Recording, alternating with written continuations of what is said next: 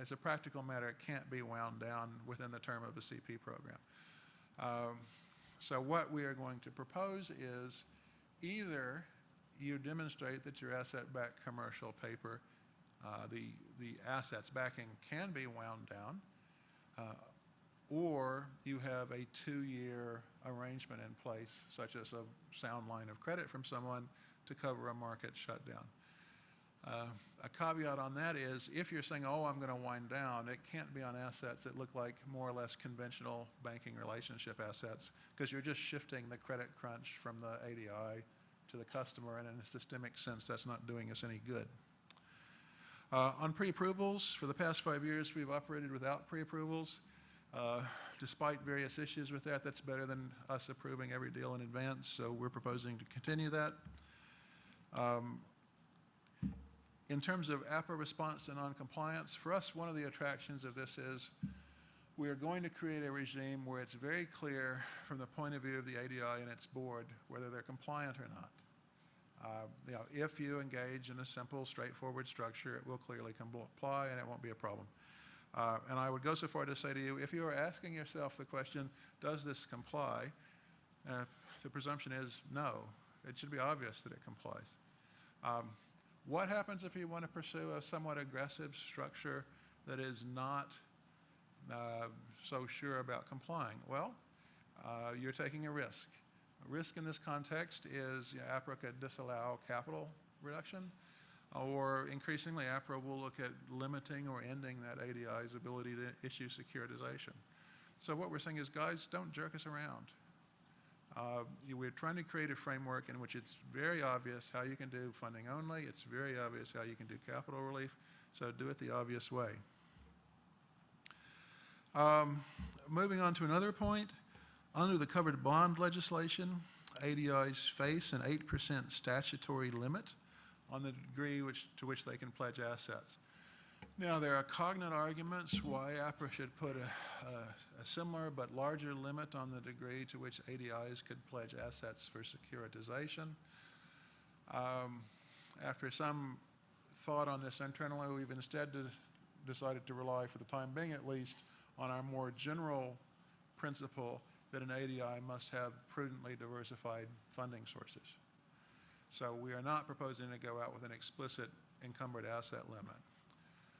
You should note, however, that we will review that from time to time, and if an ADI or the industry appears to us becoming too reliant on securitization, well, we have a number of tools in place to deal with that. Finally, the current APS 120 allows for capital relief for some derivatives transactions, such as synthetic securitization. This is a little used provision, and it makes some sense when looked at from the point of view of an individual institution. But on a systemic basis, it's essentially someone creates a contract that transfers risk from an informed party to a less informed party, and it's not clear the less informed party has any more ability to absorb the loss than the originator does. So what we're going to propose to do is remove this provision for ADIs holding B-class instruments and for synthetic securitizations.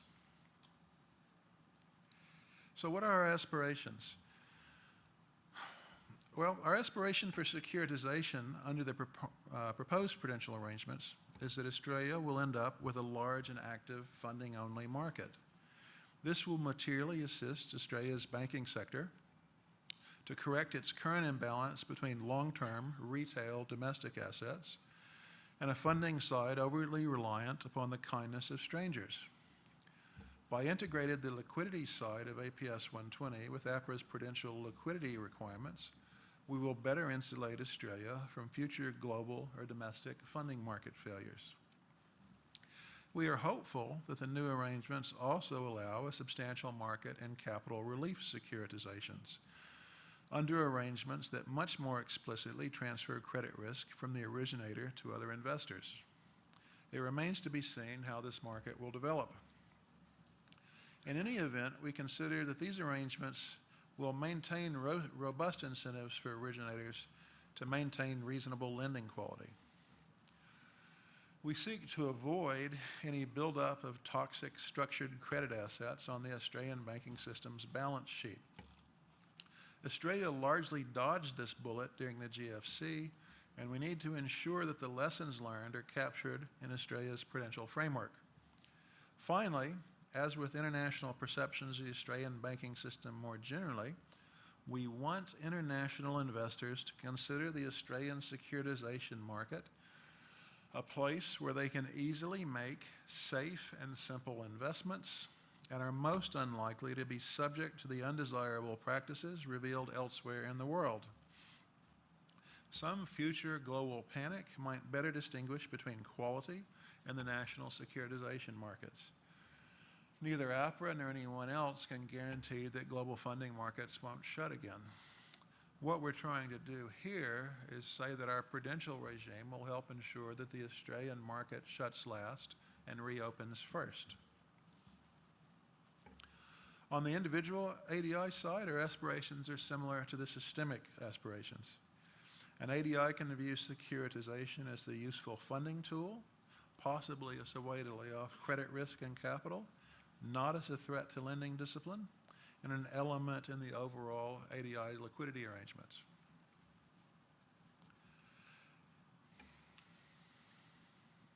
So what's next?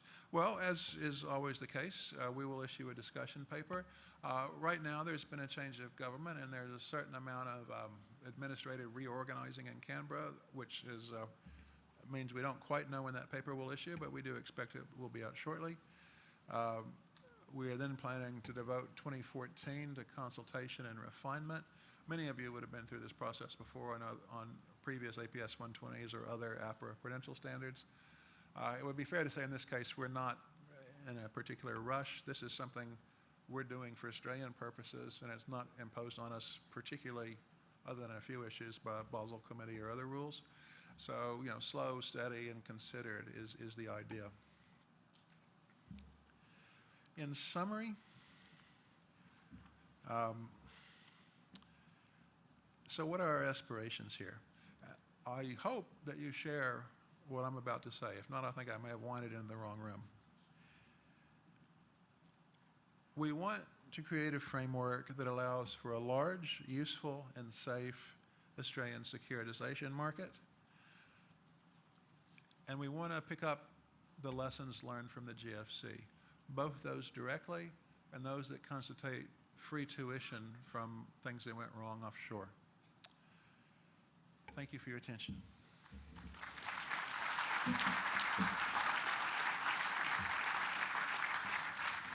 Thanks, Charles. Evidently, we're starting the panel Yep. now. Okay. I'll get you to take a seat on the panel there, and we'll get call on a few more people to join. Before we do that, though, we've got quite a number of available seats in the middle here. So if we can get anyone that's standing up, we kind of need to clear the exit doors. So if you're standing up, do you mind coming towards the middle? We've got a few empty seats, and if you guys sitting down can do me a favour, maybe raise your hands if you've got a seat next to you, so that the people standing up can easily find a seat. So if you are standing up, please make your way towards the middle. We've got quite a large number of seats that can be filled up. So thank you very much. Remember, you can send through some questions for the panel, which is coming up next. That phone number is 0429 883 481. And remember to type in the letters ASF2013 space and then the question, about 130 characters in that one message. So that's ASF2013 space and then the question. So we've still got a couple of more seats. So if you are standing up, please take a seat. Well, joining Charles on the panel today to talk about APRA's new APS 120, moderating will be Dennis Craig. If we can get him coming up, he's the director at the National Australia Bank. He'll be taking the lectern. And joining Charles on the panel, Dom DeGori, Executive Director from Structured Capital Markets Global ANZ. Simon Lewis, Executive Manager Funding Suncorp. Berkeley Cox, Partner King & Wood Mallisons. And Guy Volpicella, Executive Director, Head of Structured Funding and Capital Group Treasury at Westpac Institutional Bank. So once we've got everyone settled, Dennis, I'll throw it back to you. Okay, thank you, Ricardo. And thank you, Charles, for your presentation. I think there's a lot of positives that we can, as an industry, take out of that. Can you hear me? Is that better? I think certainly for 12 months on from last year, there's a lot of positives we can take out. The devil, as always, is going to be in the detail with these things, but I think it's fair to say that the panel and myself have had a little bit of time this morning to look at the speech. Cautiously optimistic is, I think, the way that we would assess this. We're particularly encouraged, I think, by the explicit recognition there's the stated desire to see a deep and liquid securitisation market that supports competition in the Australian industry, particularly in home lending. Ricardo's already introduced the panel, but I think we've potentially had a cross-section of ADIs here. So obviously Guy, who can talk particularly from the funding only, Simon, who Suncorp Bank traditionally done capital relief securitisations, and Dominic, who's represents this on the warehouse side and the non-banks and other ADIs who use warehouses. Before I start with the specific questions for the panel, I might just ask Charles, maybe have you got any sort of, has there been any evolution internally at APRA over the last 12 months as to how you see securitisation?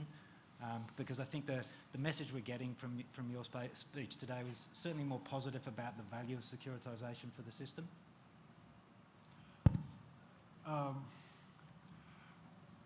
The main message is we think securitisation can be made to work very well for the Australian financial system and economy, but really we need to reverse from you collectively going off and finding bespoke solutions to having a central, more or less standard core product, which we're happy with, you're happy with, the issuers, investors are happy with, and generally there's an external perception that Australia is a place that doesn't jerk around the investor or anyone else with false complexity.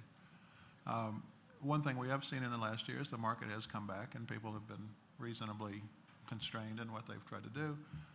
And I think that idea of, the mark of a good securitization structure is not that you have a long and complex set of documentation and deal structure, is that you got something that everyone could understand quite easily and was happy to buy and happy to issue into. And that's what we're trying to facilitate. Thank you. Guy, I might start with you. Based on the speech today and the proposed reforms, what's your initial reaction from